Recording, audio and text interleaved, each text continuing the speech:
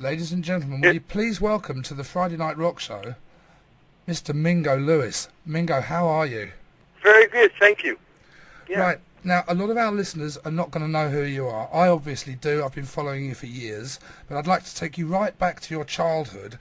Your father, and here's one classic name straight away, Jimmy Babyface Lewis, he was a blues singer and a guitarist, and your mum worked at Birdland in New York. I'd like to take you right back to the people that your mum and dad used to bring home when the clubs had shut. Wow. Miles Davis, Thelonious Monk, Max Roach, Art Blakey, Joe Jones, quite a few, I guess, heavyweights from those times, and still from today, I guess, you know. They were always kind of at our house, you know. I think all those brothers loved the way my mom cooked. That's what it was. And it was, if I'm not mistaken, it was Art Blakey that gave you your very first drum kit. Yeah, Yeah, it was a Gretsch kit back, I think I was about 6 years old.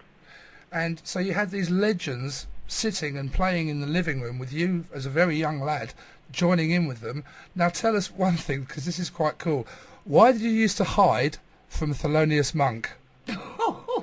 Oh man, that's really funny. First of all, he was scary. he was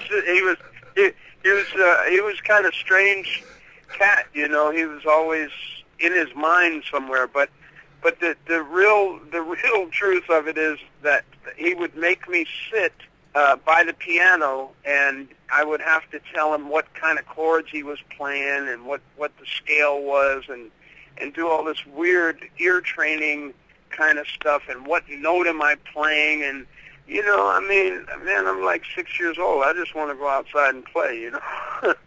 So I didn't ever really want to do that kind of stuff, and I would be made to sit there for like ever.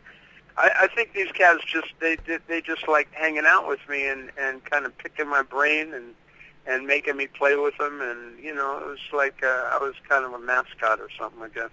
Oh, that's cool. Now, at some point in your childhood, you started going out to clubs with your parents, and at one point, you heard this guy, he was a Cuban percussionist called, and here's another classic name, Carlos Patato Valdez. Yeah. And what happened when you heard him, Mingo? Well, I was, it was like one of the first or second times that I'd ever been to a Latin club, a salsa club. It wasn't even called salsa in those days. I just was watching some bands. I was watching Ray Barretto. I think that night was Eddie Palmieri and Ray Barretto and Tito Puente. And Ray Barretto's conga drums were off to the side of the stage. And during a break, this little guy just walks over to the drums. He could barely reach them because Ray Barretto is very tall. And he had them on stands. And it was really funny because, first of all, he put his drink on one of the drums. Then he started playing the other two, and I was thinking, oh, man, this is, like, not really cool. Who is this guy?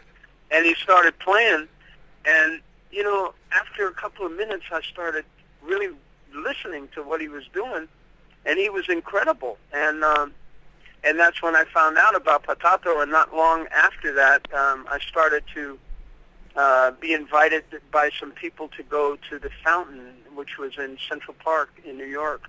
And on Sundays, they would have Afro-Cuban rumba, and that's where I started playing. And he would be one of the guys that would come down. I mean, he would be there sometimes. Mongo Santa Maria would be there. Ray Barretto would be there. All these really brilliant players from that generation would go down there and play, and that's kind of how I started playing conga drums. I'm going to leave the basics of your wonderful story to Stu. I have got to ask you, the first vinyl that you ever played on, the first single, probably. Yeah. That was Kool and the Gang, wasn't it? Yeah. That's cool.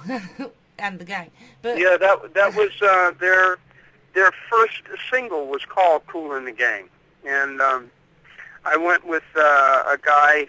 I can't remember I think his name was Chano, and he was invited to play congas on it and wanted me to go with him, so I just took some bongos and wound up playing on it. Now, Mingo, You know. I'm going to tell a little story here, which to our listeners, it sounds like a fairy story. You could not make this up. Oh, yeah. A friend of yours took you to see, well, Santana arrived in New York to play 2 sold-out nights at Madison Square Garden when you were 15 years old. Yeah. Somehow, it went around that the whole percussion team had quit that day with a long-standing dispute with Carlos, and with 1 hour to go, you were auditioned to play with Santana. Please tell us about that night. Oh, wow. You know, everybody always gets this story wrong, so let's get it right. Okay, that's cool. First of all, my mother worked at Madison Square Garden at this time, and she got me tickets. Now, I went by her job, and I was trying to get some money or something to go to a Latin club, and she said, "Hey, I got some tickets. Do you and one of your friends want to go to see Santana?"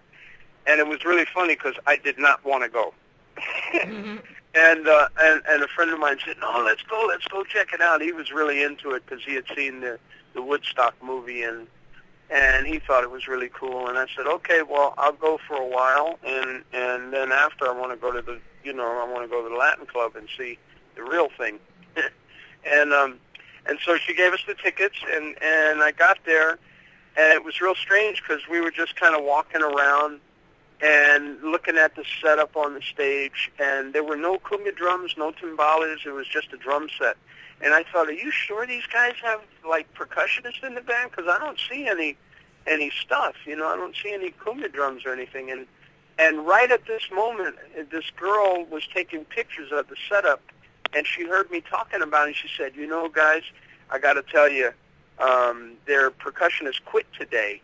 And right when she said that, a friend of mine, Chino, said, "Hey, he can play." No. And it was so strange, he just said, "He can play congas."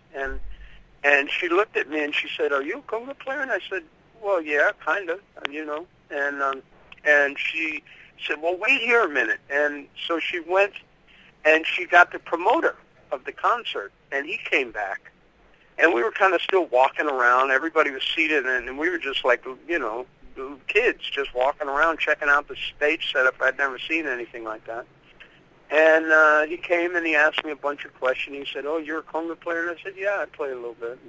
And it was funny because he said, "Well, let me see your hands." And my hands were really tore up because I was playing a lot all the time. And he said, "Well, it looks like you're a hand drummer." And he said, "Are you in the union?" And I said, and I thought for a minute, and I thought, "Yeah, I'm in the union."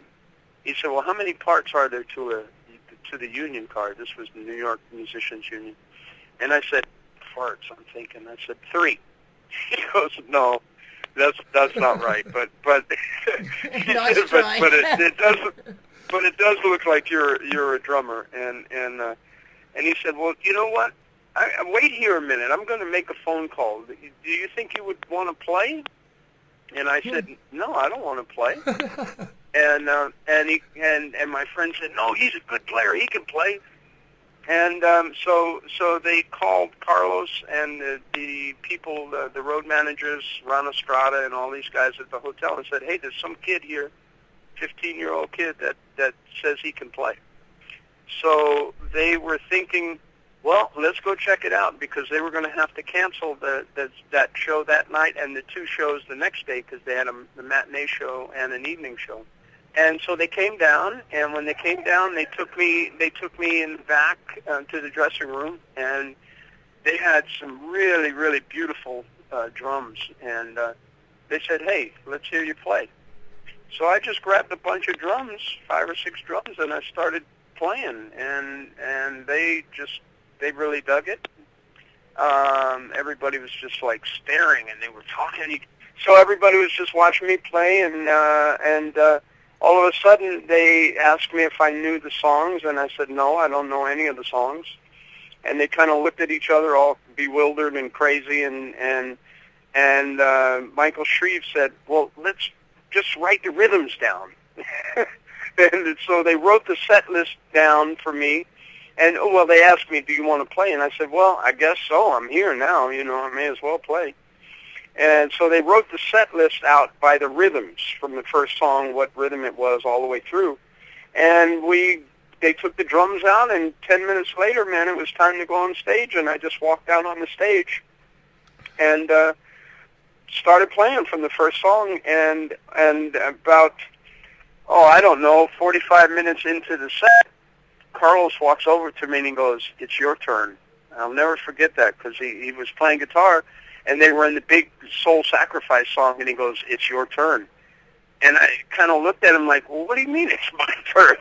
And everybody stopped playing. And I stopped for a second, and then I thought, "Oh, shit, it's a solo." So I just started playing. And the strangest thing is they all walked off stage and left me up there by myself. Nice. Scary. Like, oh my goodness, what am I supposed to do now? And I just kept playing and playing. It was like, where the hell is everybody? Nobody came back. They let me up there for about 10 minutes. And finally, I just stopped playing. And everybody walked out. The band walked back out. And promptly after they walked out, the whole crowd just went crazy and stood up, and, it was like a standing ovation kind of thing. And the funniest thing is that my mom was there, and she was with a friend of hers, and her friend kept saying, "That's Mingo on stage." And she said, "No, that's not him. He's sitting over there." And so at the end of the show, they said, "Well, we'd like to thank this young man. What is your name?" And I told her my name, and my mom just went crazy because she just couldn't believe it. And that was it. And after, I went and I hung out with them at the hotel, and it was kind of a scene going on there. It was kind of crazy. And they said, "Do you want to come back and play tomorrow?" And I said, "Well, I don't know, maybe." And I called them the next day, and I went to the show, and that night the same thing happened again, and they called my mom the next morning and said, "Hey, we want to take your son on the road with us. We'd like for him to join the band, and would that be okay with you?" And she said, "Well, that's up to him." And that was it. So a day later, we were on the road, and my first road trip, big road trip, and 2 years later, I think I was in the band maybe 3 years, then after that, I guess you guys know the rest. I joined Return to Forever.